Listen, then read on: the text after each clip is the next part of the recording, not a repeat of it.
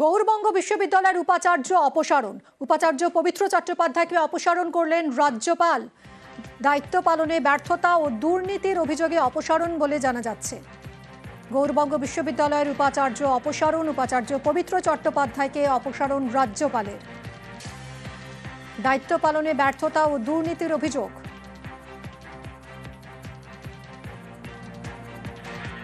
গৌড়বঙ্গ বিশ্ববিদ্যালয়ের উপাচার্য অপসারণ।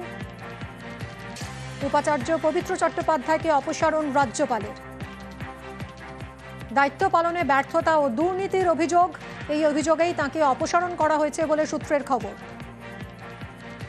প্রীতি আমাদের প্রতিনিধি রয়েছে, আরো বিস্তারিত জানাবে। প্রীতি, কি কারণে এমন সিদ্ধান্ত, কি জানা যাচ্ছে?